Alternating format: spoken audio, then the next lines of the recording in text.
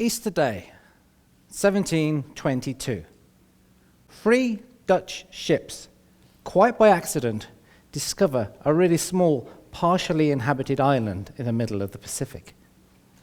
Now, it's easy to imagine that sailors, after some time at sea, were keen to get back on dry land again.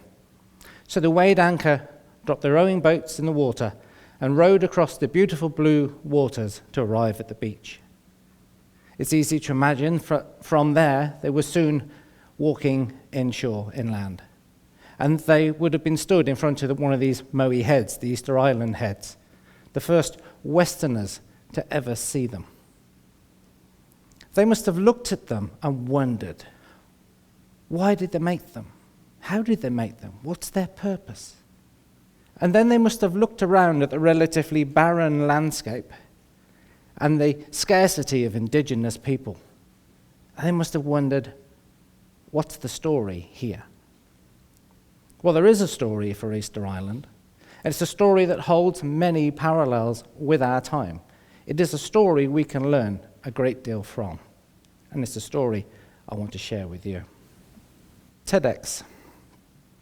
It's really great to be here talking to you today. When I heard that the theme was what's next, it really engaged with me. Clearly, what's next means the future. But in many ways, it's an evergreen question, as the opposite sides of the coin of cause and effect play out their separate but intertwined roles over the eons of time. And yet, right now, perhaps is more pivotal than ever before, and what we do next matters so much. I'm really interested in ancient stone. The ancient stone circles, the monolithic blocks, the great numbers of ancient stone cities that are left out there, derelict and abandoned, and many more, yet it is believed still to be found. Easter Island has its stone, its Maui heads. So I started to look at these with interest, and I learned quite a lot. So Easter Island comes up as a volcanic island in the middle of the Pacific Ocean. The official line in history is that something like 1,500 years ago, it was inhabited by human beings for the first time. When they arrived on that island, it must have seemed like an abundant land of plenty, covered in lush green palm tree forests, which supported an abundance of bird life. So they cut down a tree, they could build a canoe, then they could go out on the sea and catch fish, 2 really strong sources of food on hand, birds and fish. So they cut down trees, build homes, build canoes, eat more birds, eat more fish. Population grew and prospered. They cut down more trees, build more homes, build more canoes, eat birds, eat fish. Population prospered. In fact, the population grew so much that it reached an estimated 16,000, which for a tribal culture on an island of that size is huge. To put that into some kind of perspective, on that island today, the population is about 1/3 of that number. And while all this was going on, they were building these Maui heads. Now we know from the DNA evidence that the first humans on that island were Polynesian in descent, bringing with them their religion and beliefs about ancestors, respect and worship. It's easy to imagine that they'd start to build small figurines from the stone they'd find on the island. And they'd find it really easy to work with, being made of volcanic ash. It's easy to see that they would have made these Maui heads bigger and bigger, which they clearly did. The biggest one upright on the island weighs about some 90 tons. There's one in a quarry which is unfinished, which weighs about 150. So you can see in every way they're up in their game, and these things are getting bigger and bigger. Now, if you stand on the highest point of Easter Island, you can quite literally see the whole island. So when they cut down half the trees on that island, somebody or some group of people would have known that they'd done so.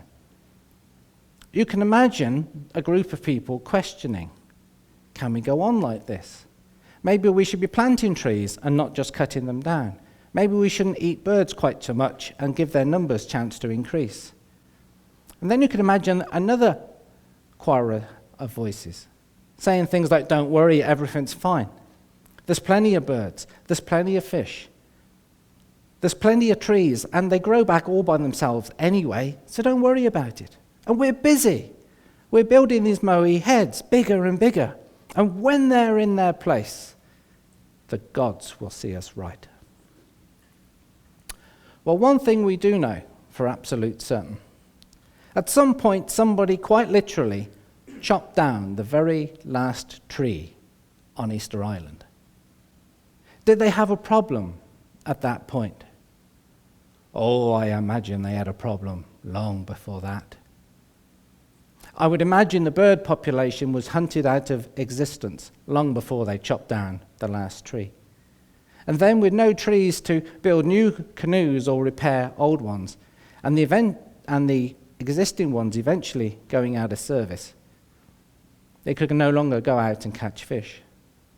Then they got a real problem. No birds, no fish. They started infighting, arguing, a tribal warfare over the remaining resources. And then, when there was no food left of any description, the final cutting blow to any cultural civilization, they had no choice but to turn to cannibalism.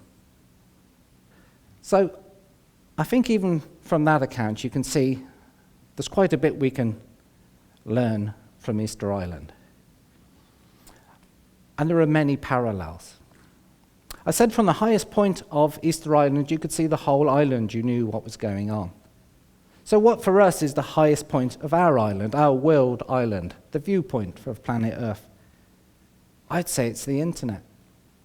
Is it not the internet that allows us to see the farthest corners of the earth? Allows us to share ideas, experiences of life? Is it not the internet that we can see the world's problems and the world's solutions? Is it not the internet that we will find a chorus of voices? One saying, we've got a problem, we need to change what we're doing, we can't go on like this, it is not sustainable. And that chorus of voices is now using the term extinction, and they mean us. And then there's that second chorus of voices, saying everything's fine, there's no problem, none of this stuff's going to happen. You see. But you know what? The first chorus of voices is louder. And the second chorus of voices telling you that everything is fine have now lost the intellectual argument. But we are not at the halfway point, the equivalent of chopping down half our trees of Easter Island. I would say we're way past that. Another parallel is the Easter Island people chopped down all of their trees. By doing so, they trashed their forests, they trashed their environment, they trashed their ecology, and they trashed their future. When I was driving here today, there was an excavator in the field, and in the bucket of that excavator was rich, red, fertile soil. I used to work in agriculture. It really pains me when I see our most productive agricultural and horticultural land taken out of action forever. It is such folly. Our cities must build upwards, not outwards. Yes, we need homes, factories, and roads, but we've got to build upwards. You cannot have a situation where every city in every country of the world forever spreads outwards, eating up agricultural and horticultural land, and the forests too. This is folly. This is a crime against ourselves, which we will eventually pay a very high price for. The Easter Island heads. I think the parallel with our time there is industry. The Easter Island heads started off as a religious stroke spiritual thing, and grew in importance and took on an almost industrial scale in the end. Ever growing, all-consuming, eating up its share of man-hours, eating up its share of the island's resources. Ever growing, getting bigger and bigger, totally unstoppable, not to be questioned. Do we not have our industry the same way? Do we not look upon it the same way? Maybe we need to rethink that a little. Overpopulation. Probably the biggest single factor to the downfall of Easter Island was overpopulation. Now, I know as a public speaker, and you know as an audience, that we are advised to tread carefully when we talk about religion or politics. I would say there's one slightly higher than that, and it's overpopulation.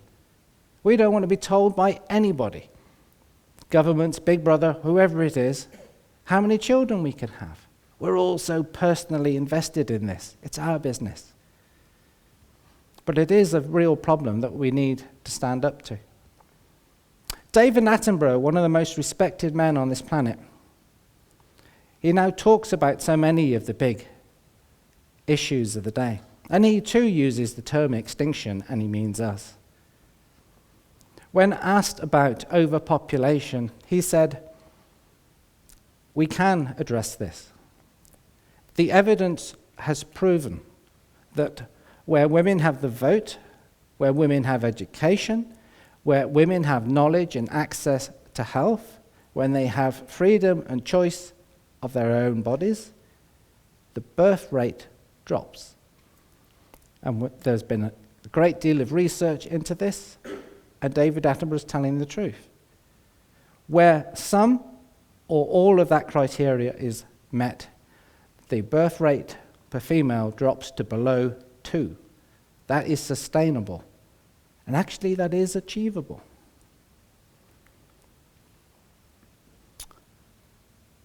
Now, I started by saying I'm interested in stone. The history of mankind for me is in stone. The blocks that we've worked for millennia, the buildings we've built, the amazing monolithic sites, and so much more. But it's also set in stone in the sedimentary layers. We've all been down the coast, and we've looked at the cliffs, and we've seen those lines. Now, I want you to imagine for a few moments that we stay on our present course, that we do not change. And those people that are predicting extinction for us, let's imagine they're right. And we do go extinct. Apart from a small group of hunter-gatherers in some little backwater of the world, struggling to survive every single day. When we're long gone, it's business as usual for them. Now you might think, that's a bit too far-fetched, I can't really buy into that. But according to the book Dead Men's Secrets by Jonathan Gray, similar things might have happened on more than one occasion before. So let's imagine that it takes thousands of years for that handful of people to repopulate the earth. And then thousands of years more for our sciences and technologies to come back up, to rediscover and reinvent archaeology, geology, the ability to drill ice cores and read and understand the data. Now, they won't find us because we don't particularly build a great lot in stone, but they will find our legacy. Because in the sedimentary layers, there will be this really thin, toxic layer, also filled with an assortment of crushed rubbish that won't make any sense to anybody. In that toxic layer will be a cocktail of poisons, carbons, CFCs, fluorides, and so many more. And they'll wonder what happened, what that is all about. And they'll be even more surprised when they go back farther in time, down the layers, to find an ever-increasing number of ant and animal life forms. And if they're really smart, if they could piece it all together, all the bits of the jigsaw, they'll find us. They'll realize that that is our legacy. We don't want that. I'm a really positive person. I know we can do better, much better than being a toxic layer in the sediments. We are the most privileged animal on this planet. We can do the most amazing things. When we set our minds to whatever the task, we can win. When we work together in harmony, the synergy effect is unmatched. Amazing. So yes, I don't think our fate has to be a toxic layer in the sediment. We can do much better than that. We can beat all of these challenges. But in order to do that, we need to learn the lessons from the past. And we need to choose very, very, very carefully what's next. Thank you.